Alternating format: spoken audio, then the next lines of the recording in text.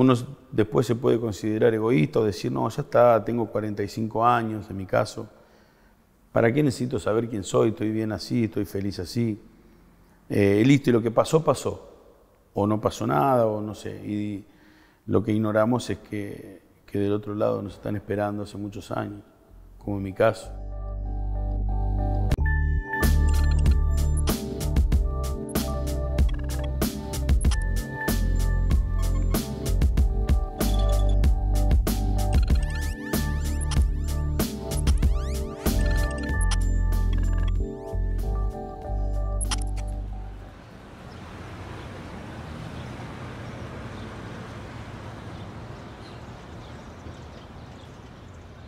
Cuando ocurrió la dictadura, la última dictadura militar, a pesar del dolor, de la muerte, de la desaparición, hubo distintos grupos, organizaciones de derechos humanos que no se quedaron y siguieron. Uno de ellos fue Abuelas de Plaza de Mayo, que primeramente en Madres de Plaza de Mayo, buscando a sus hijas y a sus hijos, descubrieron que también estaban buscando a nietas y nietos. El motivo que agrupó a estas mujeres que la conformaron originariamente, bueno, y que siguen siendo las Abuelas de Plaza de Mayo, es la búsqueda no solo de sus hijos e hijas que habían sido ya en ese momento desaparecidos y desaparecidas por la dictadura militar, sino también a una generación siguiente, ¿no? Porque muchas de las mujeres que desaparecieron en esa época en nuestro país estaban embarazadas y dieron a luz en los centros clandestinos, o hubo casos también de niños muy pequeños, bebés en algunos casos, que fueron secuestrados junto con sus padres y que permanecieron y permanecen también desaparecidos. Las abuelas pudieron, con la ayuda de científicos, descubrir lo importante que era el ADN para esto. O sea, al faltar los padres, la generación de los desaparecidos, desaparecidas, quedaban las abuelas, los abuelos, los tíos, para realizar una prueba de ADN, y en esa prueba de ADN hay un porcentaje muy alto, un 99,9, dicen las abuelas, de coincidencia en el ADN de ese nieto o esa nieta encontrado y su familia. Entonces, ya no es una información, una opinión, no es algo que se dice por ahí, sino que es una prueba científica. Y es una evidencia también de esa afiliación. De que tengo uso de razón en mi caso particular, es que te das cuenta que las personas que te están criando ese núcleo familiar no es el cual correspondes vos, de dónde venís. Bueno, en mi caso era un matrimonio muy adulto, donde bueno, fui criado como único hijo. Y bueno, vos te vas haciendo preguntas a lo largo de toda tu vida, ¿no? De dónde venís realmente, pero eso no me tocaba intrínsecamente ni me provocó, o sea, tabúes, nunca tuve nada con el hecho de ser adoptado en sí.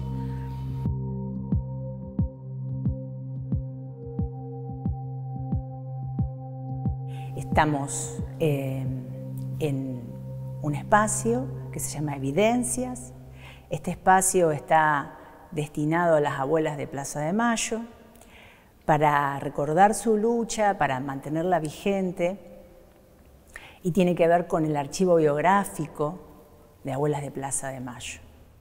El abanico de posibilidades que vos tenés cuando, en este caso un ADN, que vos sabés que vas a un ADN y da positivo, de que aparezca tu mamá no es muy común, sino que vos esperás una abuela, un tío, un hermano, una hermana que busca, un primo, abuelos, ¿no?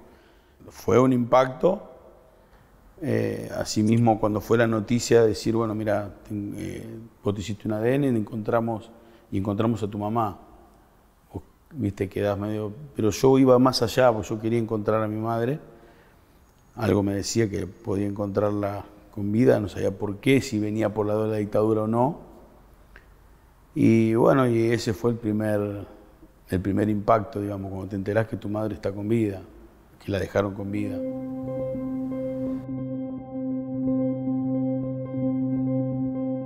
Yo soy la primera mujer trans de la ciudad de Rosario en haber sido beneficiada de una reparación histórica. El Estado entendió que las mujeres trans fuimos víctimas de persecución y privadas ilegítimamente de nuestra libertad por la condición de género. Tenía 15 años cuando fue la primera vez que me detuvieron en la Plaza Pinasco, que es la Plaza Montenegro en la actualidad. Estaba ahí, había salido del colegio porque estaba en un EMPA en ese momento. Eran las 7 de la tarde, me recuerdo. Estaba con una amiga y llegó la policía y me detuvieron. Me llevaron a la comisaría segunda. Recuerdo que me llevo hasta el día de hoy el olor que me causó. Fue una impresión muy grande, el olor a los calabozos. Eso no me lo voy a olvidar nunca, porque entré en ese lugar y era muy jovencita, tenía 15 años.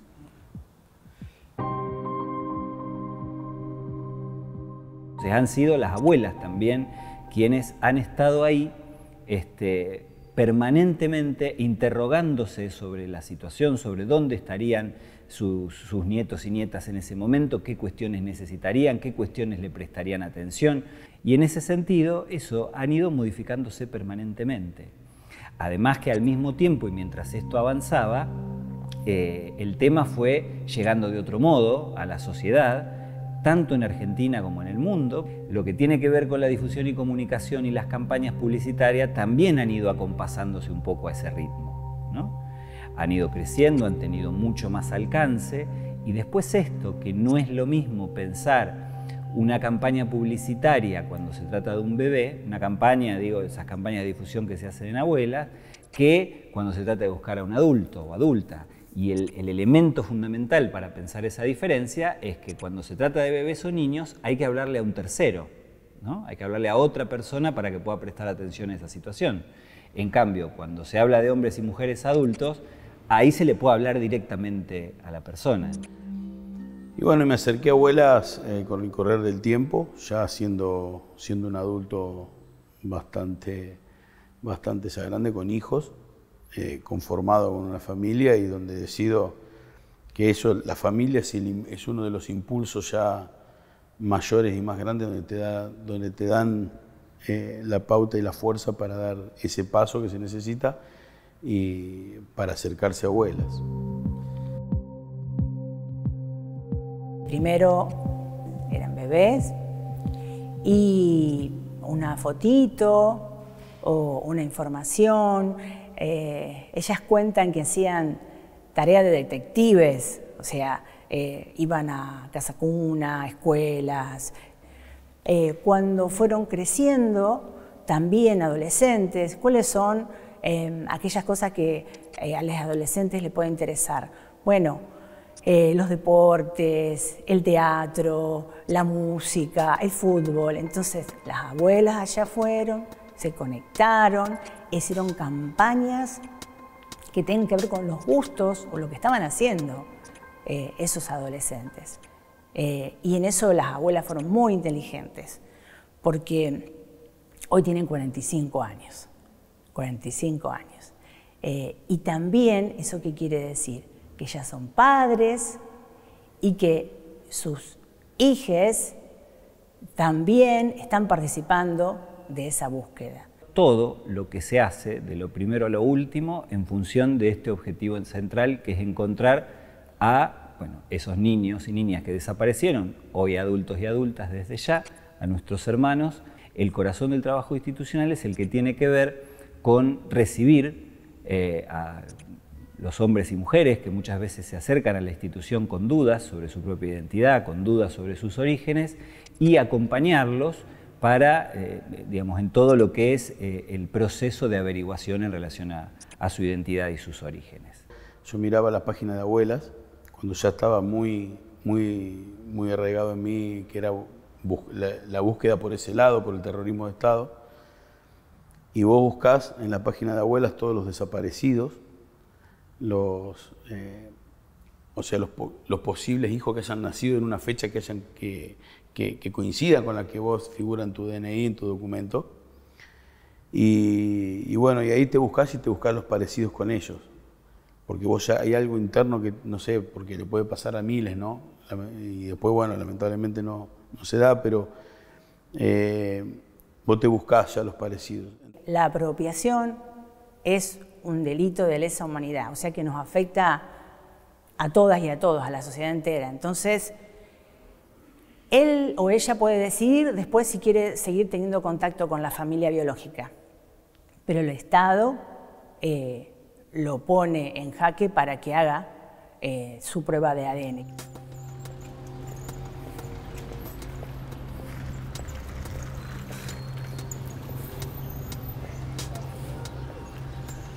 No teníamos derecho a nada, ni siquiera ir a comprar el pan, porque nos agarraban por la calle y nos llevaban detenidas, nos sacaban de dentro de los restaurantes, de los negocios, de las pensiones, porque en ese momento vivíamos en pensiones, nos esperaban en la puerta con los Falcon y los llevaban detenidas. Nos condenaban hasta 120 días de arresto por solo hecho de llevar una pollera que en vez de un pantalón.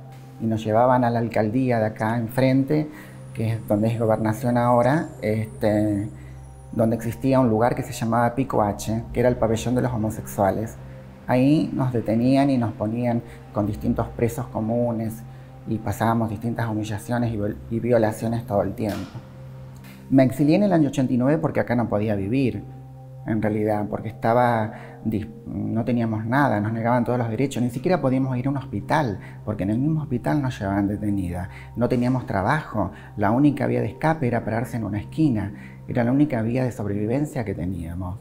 Y eran cosas horribles en ese momento, porque nos cerraban las puertas de todas partes, nos echaban de todos los lugares, no podíamos entrar ni siquiera a un restaurante porque no los atendían. En las pensiones donde vivían los cobraban 3 veces más caro de lo que podía salir un alquiler normal por solo hecho de ser una mujer trans. Y nuestra familia también sufría al mismo tiempo con nosotras, porque era una persecución constante. Salíamos en el diario cuando íbamos detenidas y las direcciones y con nombre y apellido y las direcciones de nuestros domicilios. O sea que era todo un entorno muy oscuro que teníamos en ese momento.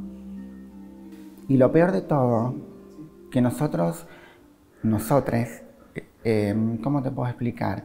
Era una cosa que aceptamos esa realidad, porque no conocíamos otra realidad, lo naturalizábamos.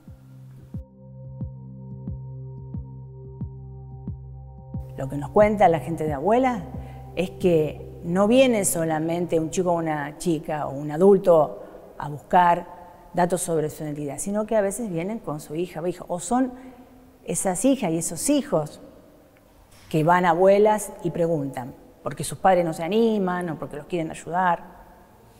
Cuando alguien se acerca a Abuelas con una pregunta o duda en relación a su identidad y sus orígenes, lo primero que se activa no tiene un nombre oficial, pero podríamos decir todo lo que tiene que ver con recibir y alojar la situación de esa persona. O sea, en general es el área de presentación espontánea la que está destinada a ese trabajo, ¿no? La que lleva adelante un poco la parte que toca a la gestión de búsqueda y por lo tanto eso le ofrece un lugar, un horario, una charla para poder, en principio, plantear en qué consiste esa duda, cómo es esa pregunta, qué cuestiones le están pasando a esa persona. Entonces Abuelas toma este pedido y realiza una parte de la gestión, porque después eso se deriva a lo que es la Comisión Nacional por el Derecho a la Identidad, ¿no? La CONADI se crea en 1991, es parte del Estado Nacional, está creado justamente a instancias de Abuelas como para poder tomar esta cuestión de la búsqueda de identidad de quienes podrían ser hijos e hijas de desaparecidos. Cuando doy el paso definitivo, que fue enviar un mail, donde me lo recibe Abuelas, es a fines del 2014. Mi madre de crianza, ella con 85 años vivía con nosotros. Entonces yo lo primero que pedí es no hacerlo muy en secreto, que eso es lo más importante que tiene que conocer quién va a dar el paso, que no es que se habla a viva voz, que tenés que salir en la televisión, que tenés que hablar por radio, que te van a seguir los medios, que vas a empezar a pertenecer a cierto grupo. No, nada que ver. Pero por eso es bueno conocerlo, por eso es bueno hablarlo.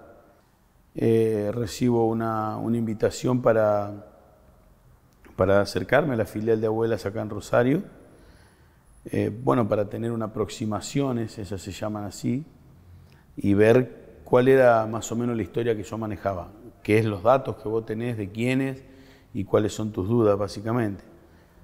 La manera en que la institución suele acompañar, ahí donde ya se llega a la instancia final de búsqueda de identidad, o sea, cuando aparecen los resultados del análisis, nosotros decimos el análisis genético, pero en realidad son toda una serie de análisis que se realizan y la comparación con el banco, depende lógicamente de cuál es el resultado de ese análisis, ¿no?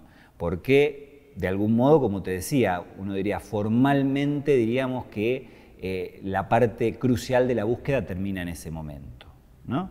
El resultado puede ser positivo, en cuyo caso se determina que es hijo o hija de desaparecido, o sea que es uno de nuestros hermanos o hermanas que estamos buscando, y ahí, bueno, se inicia todo el proceso de acompañamiento en lo que tenga que ver con la restitución de identidad. Bueno, yo recupero mi identidad el 19 de noviembre del año 2015. O sea, ahí es cuando el banco genético le da positivo y comparando las dos. Después tengo mi encuentro con mi madre el 2 de diciembre. También puede pasar que el resultado es negativo. Ahí la institución interviene, en todo caso, ofreciendo un acompañamiento desde ya, porque muchas veces las personas a partir de ahí deciden continuar esa búsqueda, averiguando, ofreciendo otras opciones que puedan haber disponibles como para continuar. La CONADI en el último tiempo está también comenzando a intervenir en ese tipo de situaciones, o sea, en los casos de búsqueda de identidad por fuera del terrorismo de Estado, por razones que tienen que ver con cómo fue el desarrollo del genocidio acá en nuestro país. No hay manera de dar por cerrada la información que está en el Banco Nacional de Datos Genéticos. O sea que puede pasar que un análisis dé negativo, pero que en verdad eso se corresponda más a una situación que todavía no hemos llegado, o las investigaciones no han llegado a descubrir un caso de embarazo, ¿no? O sea, un embarazo. Eso es algo que está en permanente movimiento, insisto, un poco porque las prácticas clandestinas de la dictadura no permiten tener una información cerrada. El amor en una crianza en sí, propiamente dicha, existe y por ahí es muy contradictorio, pero yo hablo con el resto como decía, con mis hermanos, que es una hermandad.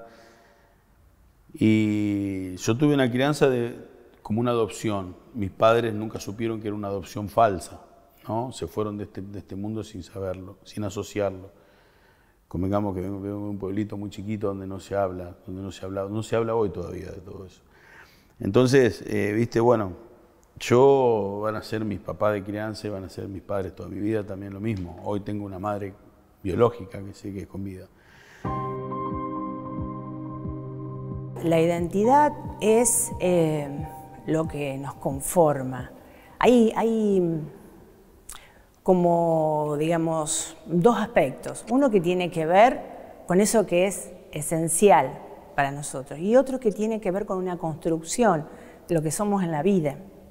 Las dos cosas se complementan. Es importante que uno sepa sus orígenes para después poder construir su camino. Es imposible que uno pueda construir de forma beneficiosa, ¿verdad? Uno siempre está construyendo su identidad, pero en forma productiva, positiva, sin saber cuáles fueron esos orígenes. En el caso de la última dictadura, estos chicos no fueron abandonados, estos chicos y estas chicas no fueron abandonados, sino que sus padres fueron secuestrados y muertos, torturados. Entonces esa información es importante que ese chico o esa chica la tenga. Las nuevas generaciones tienen que saber de dónde venimos y cómo hicimos para llegar, porque hoy los derechos adquiridos están buenísimos, pero tenemos que saber el por qué se hicieron todos esos derechos y todas las luchas que se hicieron para llegar al día de hoy. Porque hoy una persona trans de esta generación puede elegir cosas que nosotros no lo pudimos hacer, Hoy puede estudiar, puede trabajar o puede pensar en algo que le pasa, aunque sí tiene muchas barreras todavía, pero las puede superar fácilmente. Nosotras esas barreras nos cerraban y no las podíamos abrir en ningún momento. Y es algo importantísimo la identidad de género, porque yo me percibo como mujer y soy una mujer así las 24 horas del día. Y es importante que yo presente un documento donde se me respete por lo que soy, como lo que se ve, como Carolina, ¿no? O como me quiera llamar. Eso es importante. No importa que sea yo trans o no binario o gay o torta o lo que fuere. Lo importante es respetar. Ahora, la identidad es algo que se va formando a través de los años, con el espacio, con tus gustos, con tus sentimientos, con todo lo demás. La identidad es algo muy amplio.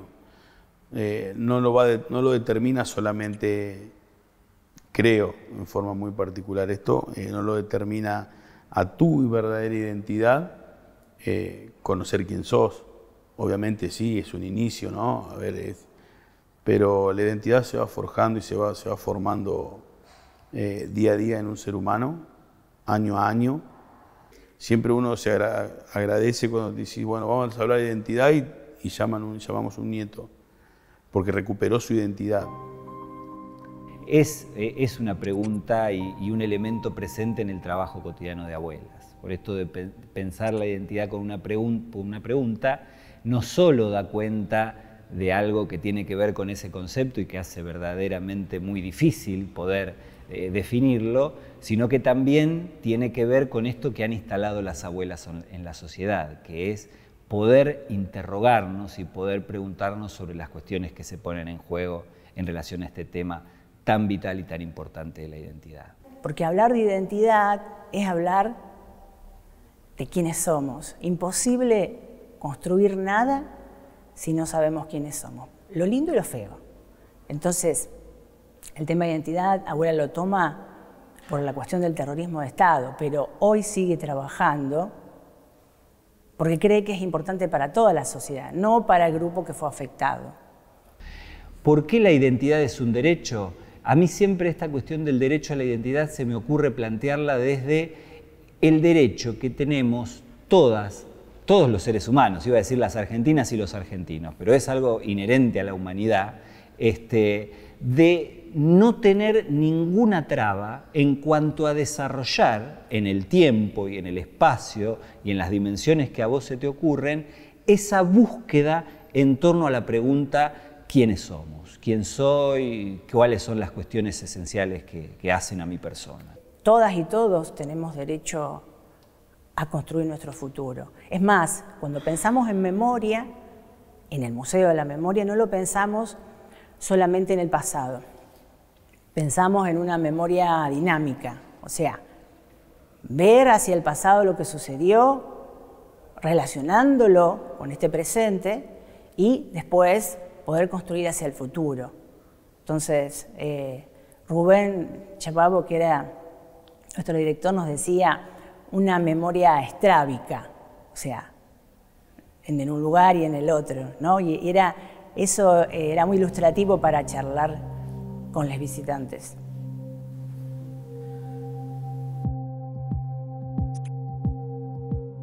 Yo creo que tenemos que seguir abriendo puertas y abriendo mentes, porque de eso se trata. Porque a pesar que hoy tenemos todas las leyes y todos los derechos adquiridos, todavía nos siguen matando, todavía nos siguen humillando y nos siguen maltratando. Y eso no está bien. Tenemos que seguir avanzando para conquistar nuevos derechos, porque nadie tiene el derecho de humillar a nadie por el solo hecho de ser diferente. Por primera vez en la ciudad de Rosario estamos como memoria en las marchas y eso es algo importante, porque sin memoria no hay futuro, hay que reconocer la memoria. Nosotros empezamos a caminar para que la nueva generación empiecen a correr. Entonces, eso es un reconocimiento.